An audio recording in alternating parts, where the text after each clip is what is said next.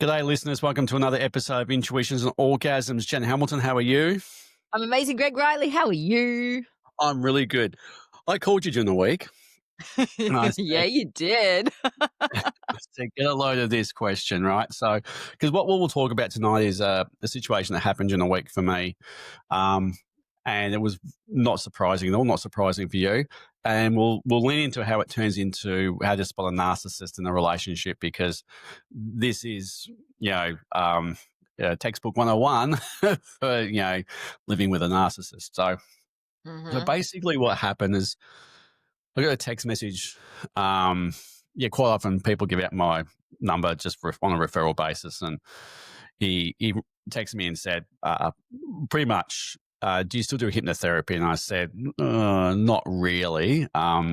Hypnotherapy works in certain areas like, phobias and scare spiders and flying, and maybe you've got a bit of stage fright, performance anxiety, something like that. It really works in the moment, right? It's not a Mm. long-term solution for overcoming deep-seated stuff, which I was honest with him about. So if you're looking for something a little bit more in depth, hypnotherapy is not what you need. Mm. It's good for a certain swim lane in that area. We're great for, certain things. And so I teased it out of me and said, okay, well, what's actually happened? It eventually opened up and said, Greg, I've had an affair on my wife. We're not seeing a therapist, but she's really struggling emotionally with my affair. Can you hypnotize her to forget about it? Now, I thought you guys were taking the piss out of you know, me. I I just saw the could text not message. believe that this is I could believe it and I couldn't believe it. Someone will do it. Some hypnotherapists will do this. For a buck, yeah, absolutely Yeah, they would. someone Yeah, will, yeah. right? Mm. You cannot hypnotize your way out of an affair. That just doesn't No. happen. You can't hypnotize your partner out of your affair. Like there's two very different things. There's him going, "My wife can't handle it.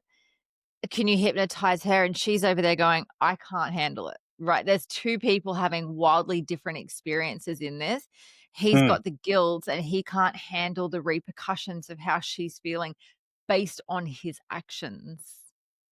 Yeah, and he thinks that trying to manipulate her emotions is going to make everything better, and it's Exactly. not. So, so this is where we lead into the part about this is highly narcissistic behavior. And when you look at how do you spot a narcissist in a relationship? Well, quite often, what will happen is that you will be made to feel like you're the problem. So in this situation with Mhm. this affair, his thing was my wife is not dealing with her emotions around the affair, Mhm. rather than, hey Greg, I had an affair on my wife. How do we actually navigate this? Because we do want to stay together. I fucked up. I made a mistake. We've got too much that's gone past, and there's obviously reasons why we had an affair or I had an affair. Can you please help us navigate that? Mm. Yeah, that's the mature way of doing it.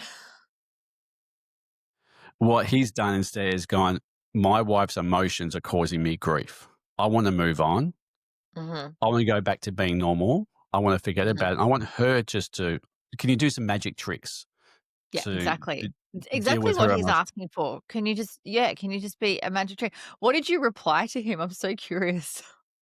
Well, it started back with the hypnotherapy part is not really suited for that kind of Mm, thing. And I said, well, if you're working with a relationship coach or therapist, they should have told you that hypnotherapy is not the way forward with this. This is not mhm, something that that's going to work for this kind of thing. It won't. It'll just really fail on you if that's what you're trying to achieve, right? And I said, well, if you're working with a therapist, um, that's not the right move. They should have told you that in the first place. Which he replied back with, no, we're not seeing anybody. We're not seeing a therapist. I just thought hypnotherapy would work. How much do you charge? Which already is a red flag for me. I charge Uh, 6 months worth of therapy, not hypnotherapy.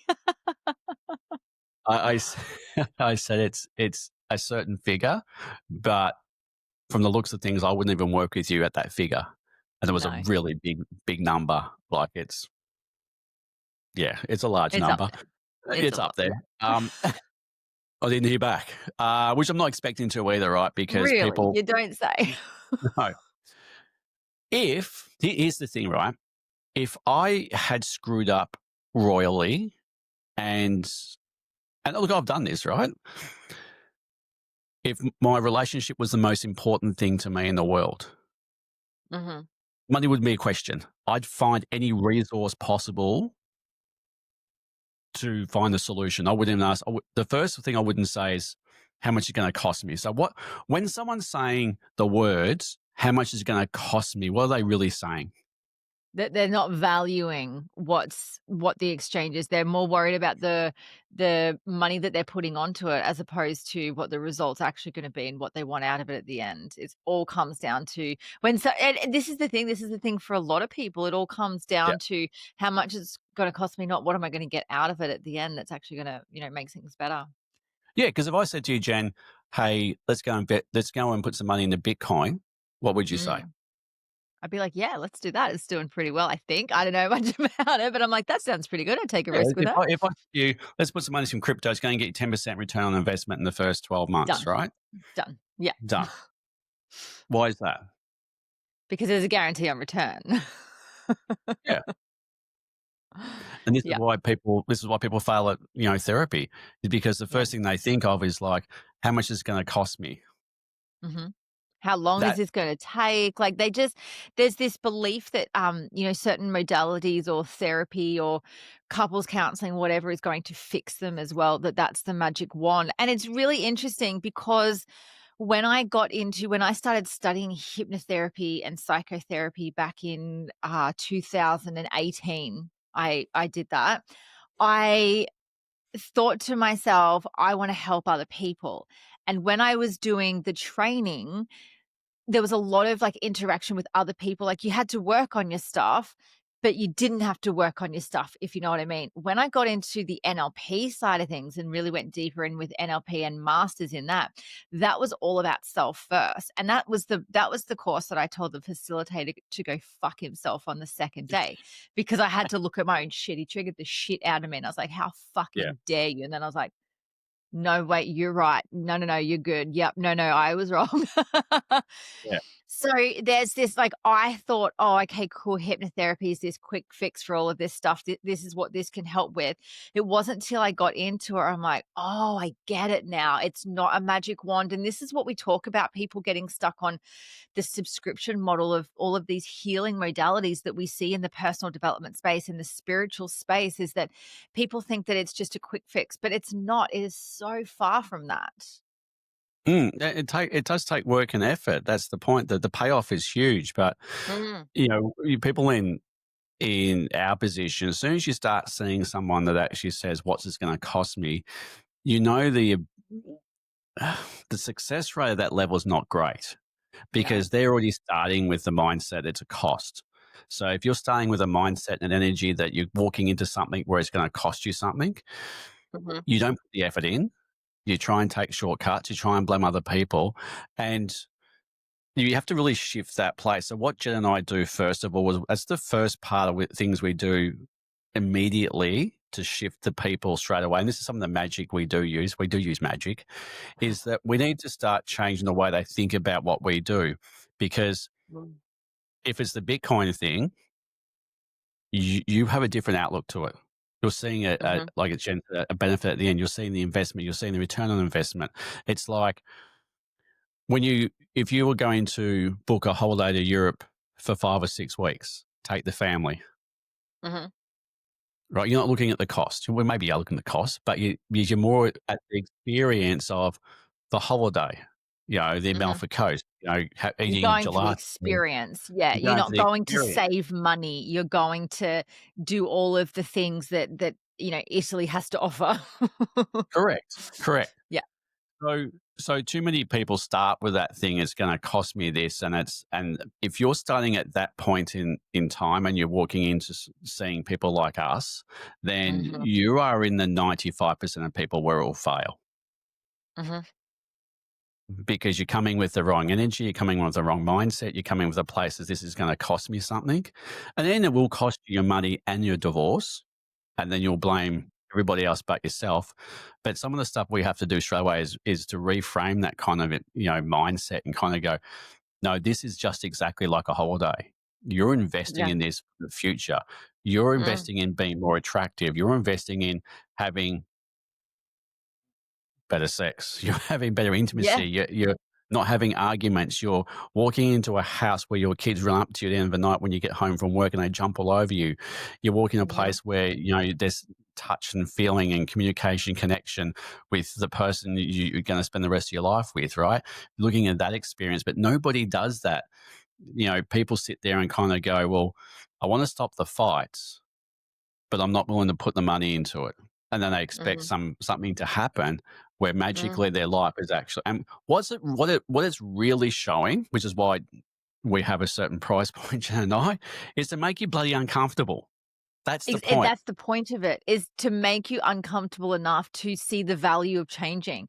Because Yeah. too often, if people are undercharging or if it's easy access, then it doesn't make you want to change. It doesn't make you want to shift. I have done the most growth in my life when I have made the most uncomfortable investments You have financially.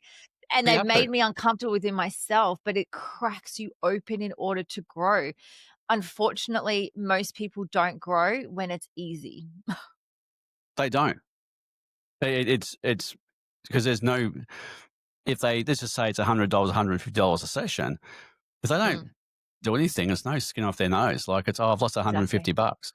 But if you're Mm, saying, okay, to, repair this relationship over the next, 3 months is 20 grand, mhm. you're going to stand back and look, oh, okay, right. I need to really think about this. And what it's really saying to you, because I remember saying this to a client, the average divorce cost in Australia is about $100,000. Mhm. 20 grand out of $100,000 is not a great thing. It's It's really not, not, like, decide which right? one you want. It's like, how you want to play this, right? Yeah. Okay. Um, so you look in comparisons about what's going to cost you. This is beyond emotions, right, or feelings, or the after effects, or alimony after that. This is just to get divorced, Mhm. including the lawyer costs and everything else that goes with it. Is about 100 grand on average, right?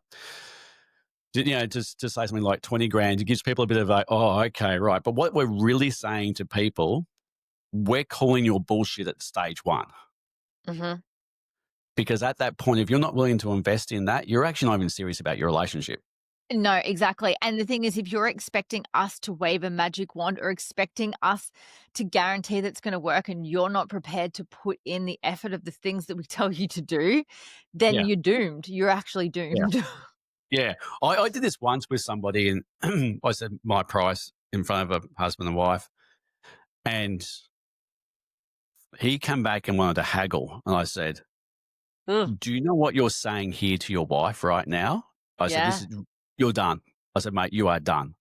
You might as well Mhm. sign the papers now because look at her. She's here Mm. to try and save a marriage. You're not trying to negotiate on price with me to try and bargain me down. Mhm. Like, dude, right? It's not a Mm. negotiation. It's not. No, it never No, is. No, it's no, this or not at all. not at Yep. all. Right. And this is what we're saying about, people you sort of moved away from the narcissist side of things, but it is sort of there's a sort of trait of that is that the the need to control stuff or the need to say, I want to be in a relationship, but all the evidence says no. Mhm.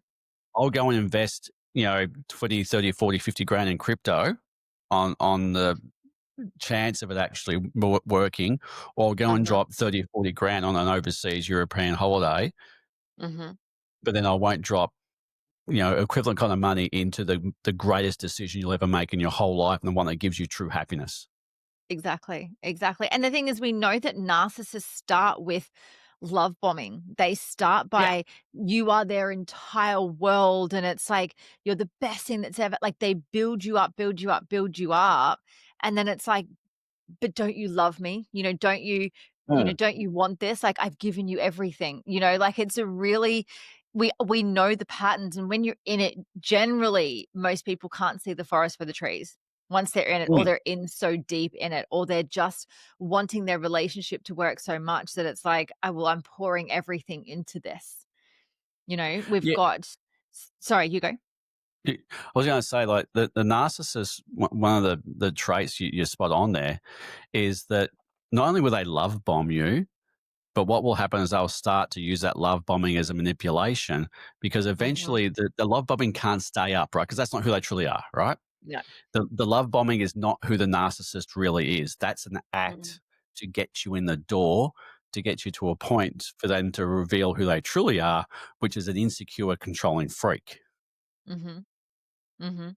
Yeah, and once you can't see it because it's a progression, and the amount of, like, dopamine that you get from being love bombed, if you are someone that has been lacking in love for so long, craving it for so long, been without it for so long, and someone's showing you something or you're like, "Oh my god, like, this is extravagant." The holidays, the gifts, the all of the things that come from that, and then, like, once you're in it, you don't recognize that, like, the manipulation runs deep, that then you feel in debt to that person all of the time, that they're, controlling the situation, that you don't want to say no to them because then they're an emotional wreck because they just love you so much and they just wanna do everything for you, you know? Yeah, It's a really toxic thing. it is, and some of the behaviors is quite easy to spot. So one of them is that the narcissist is always in a bad mood. They'll have Mhm, massive mood swings, but mostly they'll be in a place where they're in a mood that's very negative and they're in a bad mood a lot of the times. And what will happen is the person who's, on the other side of that is they'll be constantly trying to, what's wrong? Is it me? What can I do to try and make you happy? Right. So they'll be mhm, that's why they attract people pleasers, is that they will try and, the person on the other side will try and improve the other person's point of view. They will try and go, well, what can mhm, I do to make you happy? Is there anything that I've done that's causing issues? So the narcissist is continually in a negative mindset on an ongoing basis. They'll be victims of life and it'll be all about everything else external to them as what's causing mhm, the reason for the bad mood rather than looking at themselves about their own control of stuff. So they mhm, will they will drag you down to their negativity and then they'll try and get you to try and make them do something on an ongoing basis to try and make them happy, right? So you'll be in this mhm, position where you're trying to the whole time make them feel something different. mhm, mhm. Yeah, and then the guilt trip comes, the guilt trip and the Mm. it yeah, like I've got friends in this situation or that have been in this situation before, and I've worked with so many women that have been in this space as well, and you just get so worn down from it that if you're a general happy person, or especially if you're a people pleaser and you've attracted someone, a narcissist, all you want is to just have them meet you on the level of, like, being in excitement or being in joy, and it's like there's nothing Mm. that makes them happy, or that they've a lot of the times there's a substance abuse in there as well Yeah, on the part of the yeah, narcissist, and it's like they can't break free from that. They can't see that this is a problem, that this is a massive problem, and then the lies start and it's all very cagey, and this is where, like, this guy that's messaged you, he's gone off to have the affair, the wife is falling apart, and he's, like, going, "Fuck, fuck, fuck, how do I fix this now? How do I make her stop doing this because I can't handle her emotions?" Like, for him not even to recognize that not only did he contribute to that, but that, like, there's so many layers to it, the support that she needs through this, like, convincing her that what she's feeling is wrong and she shouldn't be feeling this, run a fucking mile. that's the next thing that you're spot on with that is that you have a constant feeling of what have I done wrong? Mhm, Everything I do is wrong. And what happens sometimes is that you may bring up something that is not necessarily right in the relationship that their behavior is like you'll go, well, I don't like this behavior. What will happen with the narcissist? You'll end up apologizing for your behavior in the end, right? They'll you completely do. flip the tables on you.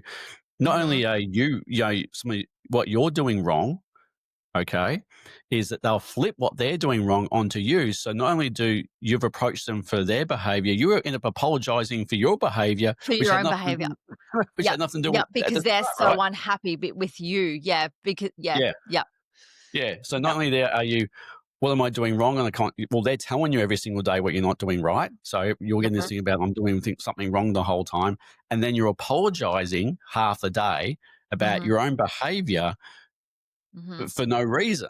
So Or you're sitting there going, "I feel really selfish wanting to, like, have my needs met because my needs aren't being met because it is all about them and what they're going through." correct. Mm, And then quite often they'll create fights. mm, They will create fake fights mhm. just to do exactly that. Is to Yeah, just to have a they tantrum. Well, exactly, because what will happen is they'll create a fight and they'll go, "You're not safe. You're not making me Mm, feel safe." mhm, And it's like, because what they'll do is they'll poke and poke and poke and poke and poke and poke you to the point where you do lose your shit. mhm. And they'll go, "Look, see, you have an anger issue."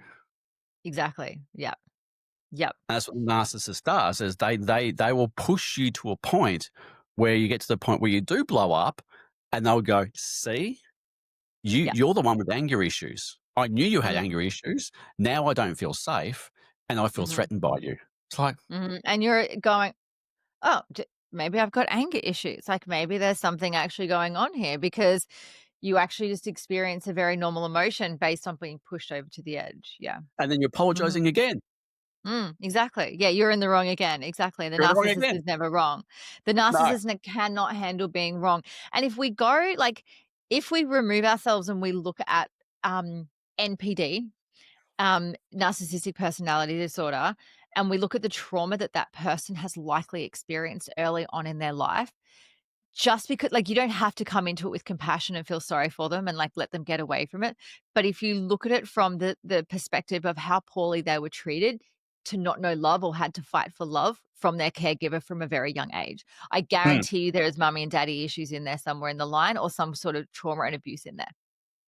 Oh, there's a complete lack of, any kind of, affection or love at any Yeah, or stage, right? having to fight Right. for it, like Yeah. having to beg for it, having to prove themselves worthy, like it's Yeah. from a, I guess, a biological perspective, they're a little fucked up. Mm. And then you've got the ones where they'll isolate you, right? So the other thing is Mhm, they will start to isolate you from, because what will happen is the narcissists don't tend to have a lot of groups of friends, right? They will be quite mhm, isolated themselves because people don't put up with narcissists. They just go fuck off, right? So mhm, you'll find narcissists don't have a lot of friendships. mhm, So what they will do is then isolate you from your friends. So because what the biggest fear of a narcissist is your friendship group, mhm, because they'll go, "Jen, your husband's a bit of a dick. mhm, Why is he ringing you and texting you 50 times tonight? We're out mhm. with the girls. Why is he at the front of the restaurant right now? Yeah, Surely, what's going on? Yeah. what's going on, right?" The- they will absolutely try and isolate you from your friendship group, because their thing they're afraid of is people getting in your ear about the behavior. Mhm. Exactly, calling them out that aren't stuck in it because, that's what friends are for at the end of the day. Friends should be calling out their friends going, "Hey, this isn't adding up. Are you okay? Like, this is not fine." It's like, when do we need to stage an intervention here, you know? Yeah, Mm. exactly. So they will isolate in that way, and then quite often they'll weaponize sex.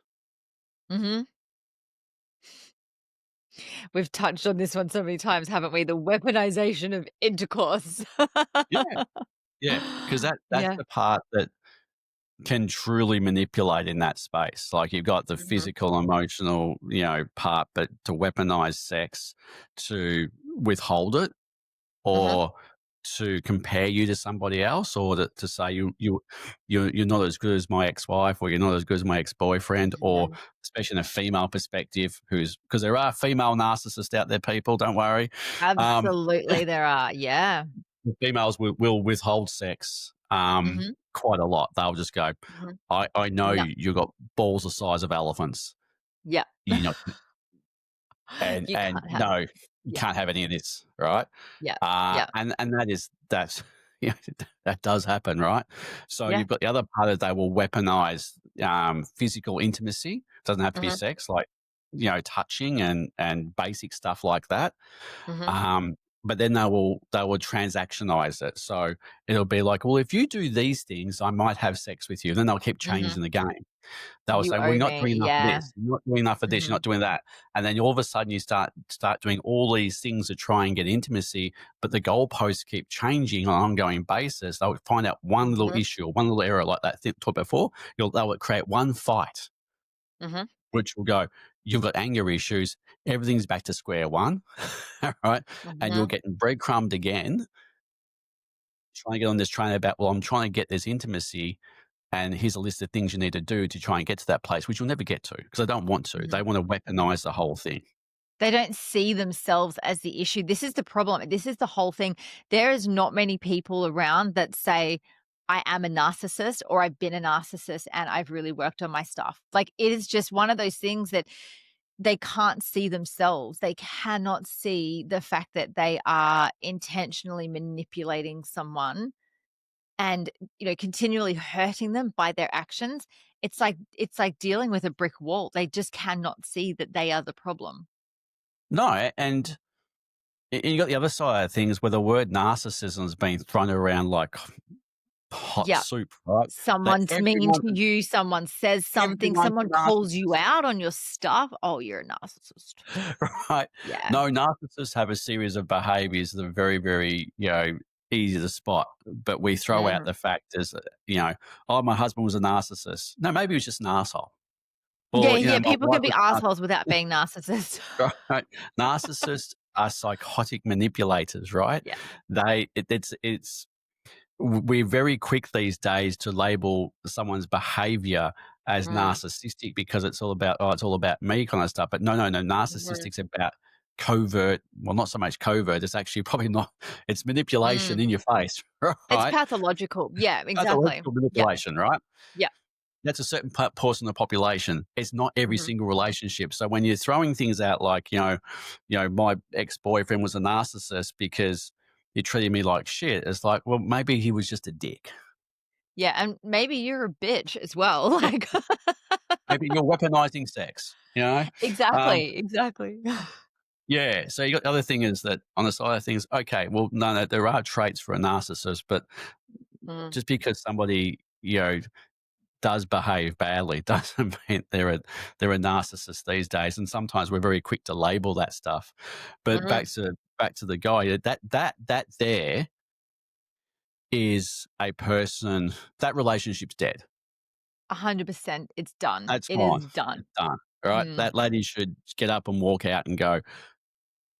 As much as good intention it was for him thinking the fact is he wants to hypnotize his wife to try and deal with the emotions of having an affair, what and these follow-up questions about how much does it cost, and no, we're not seeing a therapist, I just want to do this, and how many mhm. sessions does it take to make my wife forget about her emotions. You don't want to be in that relationship. No, was there kids involved, do you know? No, Did I they don't have know. kids? I don't know. Because and this is the hard thing, like, she's probably sitting there going, "Not only am I losing my husband through this, and there's been infidelity, but now I've gotta go through this separation divorce process with this fucking psychopath." Where my emotions are the ones that are wrong, right? I can't deal with the fact that I was Yeah. betrayed. So Yeah. yeah, and I'm the first person when people say, I saw this on Facebook the other day. I didn't comment because I don't comment much these days. 'Cause I get myself into trouble. Um, some things where it was black and white. If they have an affair, you should leave them. And it's like, no, Mm, no. Anyone who mm, has an affair, if you have the self awareness around it and the reasons why and what contributed to it, and you have both open, honest conversations about what led to that, and both of your roles in that relationship or that affair, then absolutely it can be saved. mm. It does take In two most self-aware cases, people. yeah, it would take 2 very mature adults. Would you be able to move through if Vanessa had an affair, how would that be for you? I would look at the fact of what did I do to contribute to that? Mm, Uh, mm, Because um, I had this. Well, it's not an analogy story. Like I had this comment one day, which was, and this was a female to a guy in a session. It's like, well, your dick didn't accidentally fall inside her vagina, did it? And I get that, but understand how the human brain works, right? If we're Mhm. in constant stress, we're disconnected, we're unhappy, and all of a sudden somebody gives us a dopamine hit, no matter how much logic you have about what I shouldn't do, your Mhm. emotions and hormones take over your control of your critical thinking. Mhm. And sometimes that's too hard to overcome, especially if you're in a marriage which is loveless, or a relationship which is loveless, or which is, conflict ridden, or it's just you're always being told you're not good enough, you're not stepping up, whatever it is, right? And you have a connection with somebody that gives you this massive dopamine, oxytocin, serotonin hit, and Mhm. you have that bond. At some stage, you cannot ignore the chemical um, cocktail inside your body where your dick is in her vagina. It's quite the cocktail. It is quite the cocktail. Now, it's not a cop out, but you have to understand the situation, the biology, what's happened, and all that kind of stuff. Mm. Because sometimes people, it does happen because you are, we are emotional, hormonal beings. We're not logical beings. We don't run Mhm. by logic. We Mhm. don't run by intellect. We run purely based on how we feel emotionally and the way what hormones drive our decision making. Every decision we make is driven from that space. If we're getting major rushes of dopamine, serotonin, oxytocin, we're getting mirror neurons being fired off between each other, between me and another person.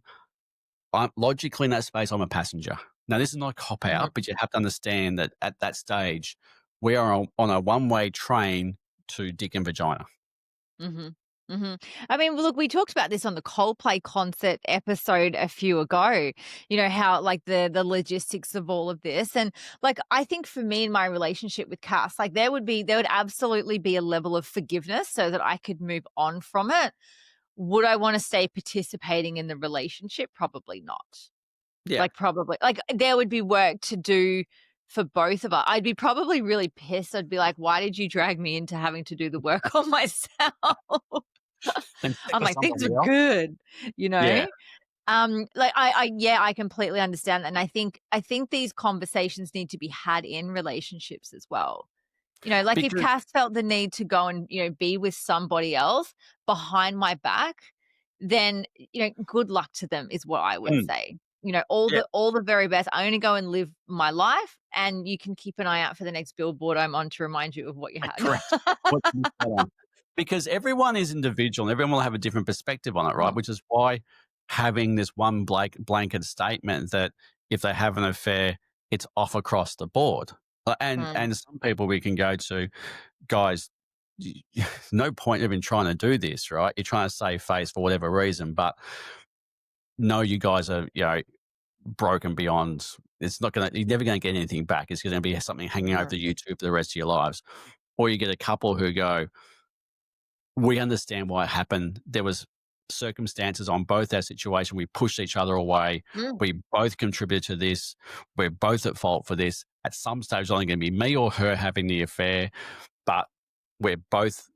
We actually do see, this is the reason why, and we're committed to actually working through this for the betterment of whatever reason. Right? It's just too hard to say just because it happens.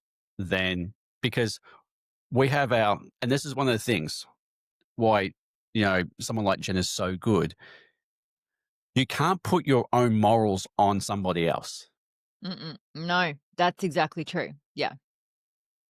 You can't, and sometimes what happens with people who have been, and you'll see it in therapy or very spiritual groups who are people who've been cheated on, will put their trauma on their clients because they're being Mhm. cheated on. Oh, well, man hates Does in it ever? women's circles. Um, So we be very, very careful that we don't prejudge and put our own ethics, our own morals, our own things on Mm, what we think is right, because mhm, that then is disservice to our clients. Is because we have to go right. No judgment, no shame. Someone's had an affair. Okay, Mhm. what would you like What to do we do? do? Exactly. Yeah. We as the facilitator in this have to sit in an objective perspective. It's got nothing to do with us personally. And just because we might do things differently or we have a different opinion on that, our opinion is left at the door for that. It doesn't even come into play in that. And you'll see it. Like we've had Mhm. I've heard war stories of couples going to therapy and the man's come out and it's like just I've not only had my wife at me, I've had the therapist banging at me as well too about how bad I am, right? And then you Mhm. realize it's like, well, she feels good. The therapist feels great because she's getting her trauma off her chest about her ex-husband cheating on her. Yeah. And he's walked out going, why did I just pay for that? Exactly. He's got the both of them that are, he's feeling, ganged up against. And, you've really got to look at, well, what was the events or what was going on in the relationship to lead up to such disconnection and such fracture and rupture in the relationship that the affair like the affair was just the icing on the cake. The cake had been in the oven, all of the Right. pieces were put together, the recipe was already done, it was Mm, baking away anyway. Like the affair was just like the crescendo of the whole thing falling apart, mm, so you have to look at what was actually going on for it to get to that point, because happy couples don't end up having affairs. mm. Couples that communicate, couples that prioritize intimacy, they don't have affairs. That does not No, happen. no. And and you look at someone like you and Cass, and I'm going to use guys as an example. I think the statistics, 80% of affairs happen now through work, right? It's Mhm, some ridiculous number. But what's happened, and and this is not my stuff. This is somebody I saw on a video, on a YouTube video, sometime about 2 weeks ago. There's a guy in America who does talk back on relationships. I'll get his name one day and tell you what it is. But he was saying that what's lacking from relationships these days is that you have this co-parenting space where you're good friends, you co-live, you co-parent, you co-share the bills, you co-share jobs, you're both working, you're co-sharing everything, right? But what's mm, missing from the relationship is this sense of purpose, this mhm, shared goal, where you're striving towards, right? And all of a mm, sudden you go to work and you have this thing where you're giving meaning to stuff, you're building something, you're creating something, maybe you're building an application to help out, underprivileged children do something, and you're bonding with these people and you're having these shared visions and you're going, wow, this is really cool. And they've got mhm, the same values as you. And all of a sudden you've got this attraction because at home you're just co-shitting stuff. Like there's nothing there. You're mhm. not creating anything. You're just treading You're water in a place existing where together. Yeah. existing together and taking the kids Mm, to, basketball and swimming and that. And, got schedules and let's schedule in sex because it's our first time. And like, all that kind of stuff, right? mhm, All the passion goes out of the relationship, all the shared visions, all the shared goals, all the shared purpose, where you're actually striving towards together as a couple has gone. And all of a mhm, sudden you end up at work where you've got this feeling again. mm, And you got these other people who have got similar feelings and similar passions, right? And that's what's missing from, I suppose relationships these days. But you look at what you and Cass are doing, that's exactly what you are doing. Is yeah. that you're creating a shared vision, a shared goal, a shared, purpose. But Mhm. you also very much understand you've got your own individual stuff in that space. Yeah, I mean, look, I highly recommend long distance relationships so you don't have to share everything because you're 4,500 kilometers away from each other. Right. But yes, we both have a shared vision. And I guess with Cass and I, because we're in such different stages of our lives, like Cass doesn't have children, I have children, but I have a co parenting relationship to deal with all the stuff that is completely outside of my relationship with Cass.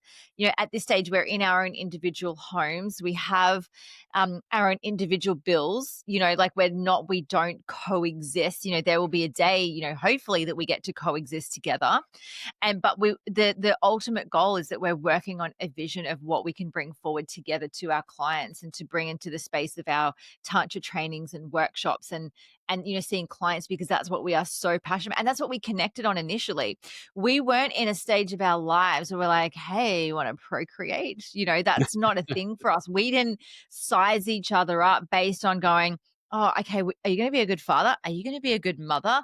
Are you going to be the girl boss or the stay at home mom? Are you going to be this? Are you career driven? Like, what's that all about? We weren't at that stage of life in our relationship. I'd been there, done that, got the fridge magnet as far as kids. It was never a path that called to him previously. And he was very career focused.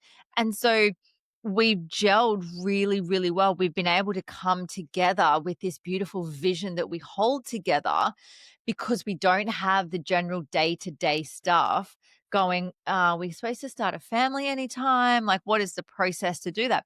We're doing it very unconventionally, which is very Cass and I to do everything unconventionally.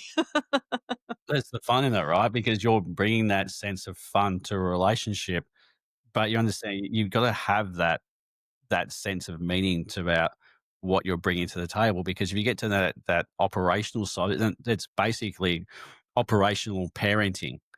Hmm. It's same shit every day. Get up, go to work, schedule the kids in, come home, cook dinner, put them to bed, get up, go. It basically becomes the same thing every single day, and then you get to the stage where I'm not attracted to my wife anymore. Mm. Yeah, exactly. And then all Yeah. of a And sudden, at work, you've got these things where you're creating these massive, huge, purposely driven, passionate stuff, and you've got people, you're getting something out of it, and you're bonding with these people, and all of a sudden, stuff happens. It wasn't even until I was in my relationship with Cass did I even consider asking someone before getting into a relationship with him. So any my partners previously, I never asked them, what is your ultimate vision for the life that you want in your future? Like, I understood mine, but I didn't understand what it was like to be in like collaborative visionaries. Mm. I remember I was with a previous partner and we were together for a couple of years. We'd known each other for a very long time and we got together during COVID.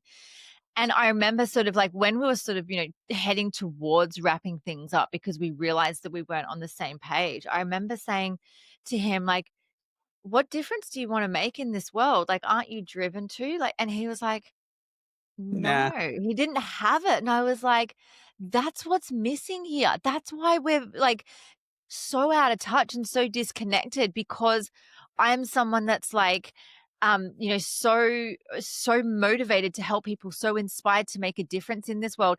And when I met Cass, like one of the first things, that we talked about in the first couple of days exchanging voice notes is Cass has done a lot of humanitarian work overseas in Timor and Mm. other, developing countries. And set up incredible programs to take school leavers over to these developing countries and integrate them into the life over there to understand what life is like for other people. He's done multiple things. He's gone into villages. Like, he is very, very well respected over in East Timor for the work that he has done over there. And like, I'm telling you now, that shit made me moist from day dot.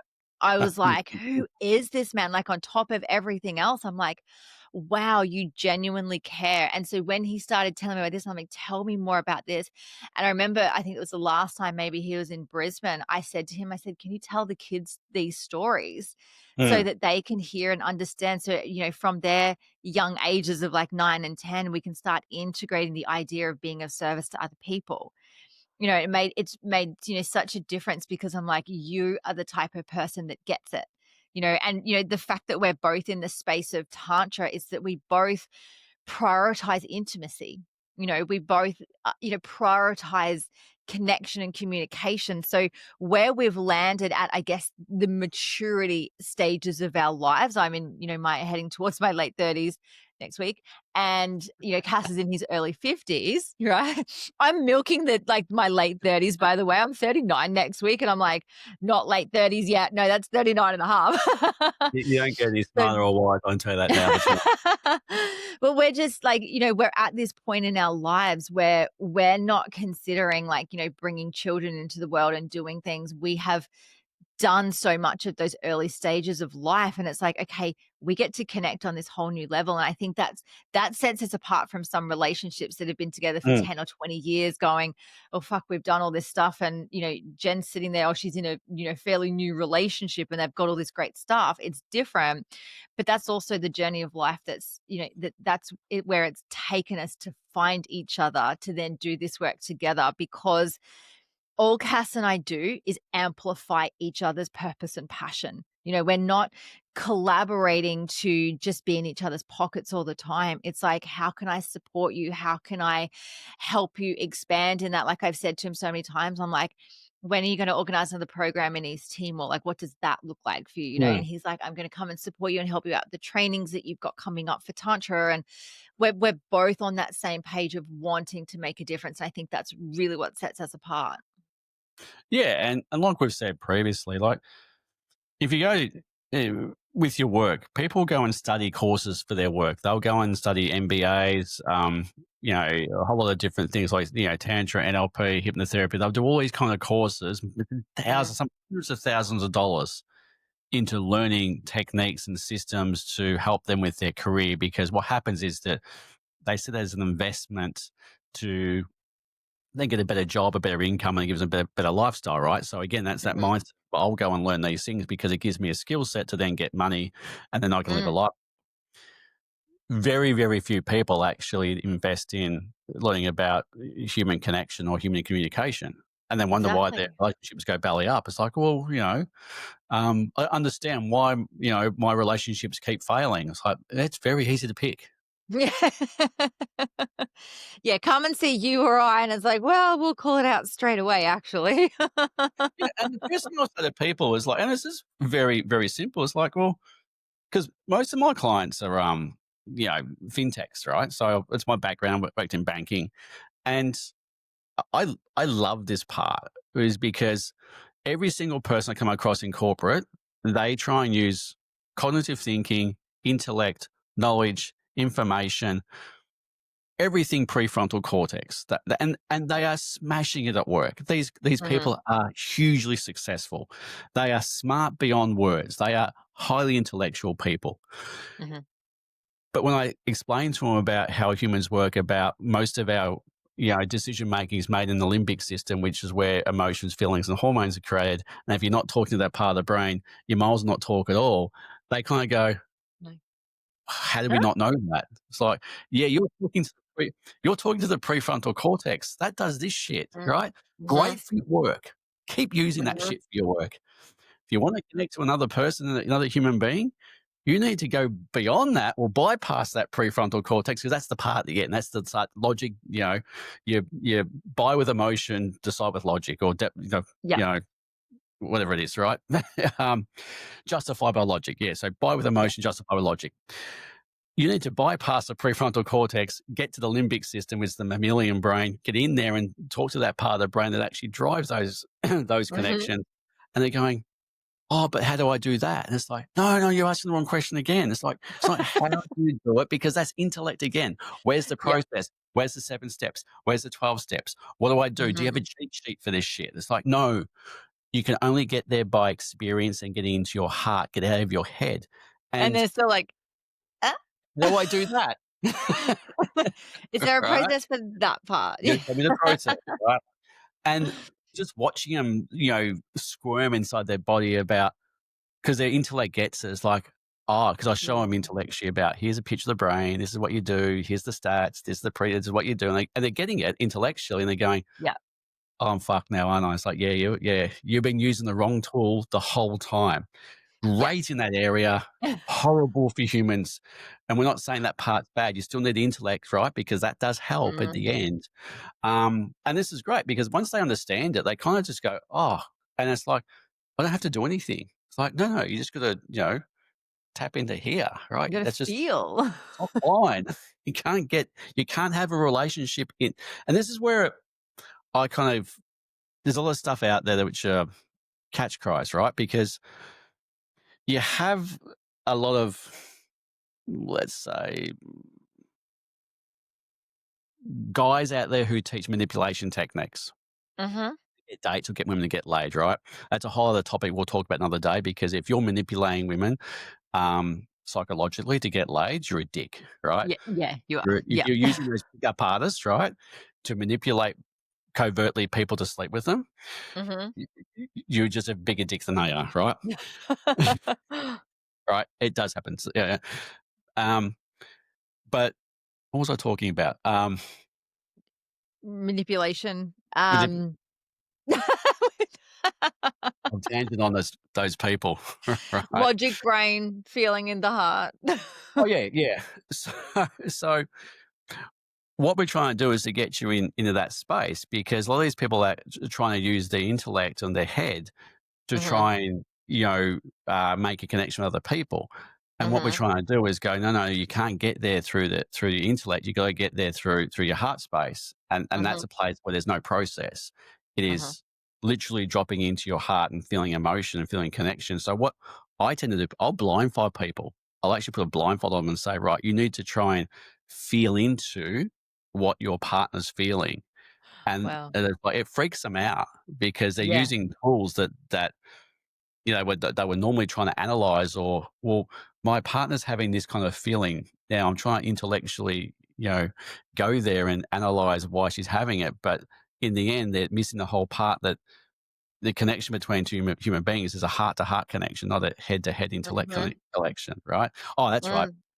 So some of these pickup artists say that the most sensual part of a female anatomy is their mind. Oh my god. And if you can manipulate their mind, I can see why they do it, but Yeah. they've got the wrong part, right? The mind Sounds like comes that second. fuckwit Jake Maddock that's been all over a current affair. He's a fucking It's tosser, everywhere. goes by the, like, label of relationship coach, literally taken thousands and thousands of dollars from people and promised them the world and told them to go on holidays and sleep with people on the first date and do this and he's fucking vile, like, Yeah. absolutely vile. I feel sorry for his wife. I feel like we need to either stage an In intervention the or send a intervention. care package. But that's it. A lot of these guys are out there teaching things like it's, if you want to sleep with a woman, you get inside their mind. And yes, Mm, women are, one of the mind for a woman is very, very important emotion, but understand it's not the mind that connects, it's the heart. mhm, It's the emotions, it's the feeling, it's the hormones that you have to attach yourself to, which is only the way through mhm, that is to connect through your heart, not to try and mhm, manipulate a female's mind. mhm. And again, it's like there comes the intellect. Like it's people trying to use the intellect to try and make a connection. That's where I see. That's why having a relationship isn't hard, but it's hard when you try and do it the wrong way. Yeah, yeah, there's the right and wrong way to do it. Absolutely, Which is absolutely. what you and Like Kath teach, right? It's the thing. You're teaching all heart space stuff. You're teaching how to connect mhm, and communicate through the heart, not the mhm. head. Mhm. This is why, like, there's like, I was warned from when my tantra teacher first saw this like psychic sketch that I had done, and she was like, "Oh my god, I know that guy." And then she was telling me a bit about Cass, and she's like, "Women throw themselves at him," and I understand that now. Like, I understand that because he is all heart, because he's so connected. He gives women the time of day. He gives great hugs. He genuinely wants to help and support people. That's not flirting or a version of intimacy for him. He's just very, very So it is. heart space.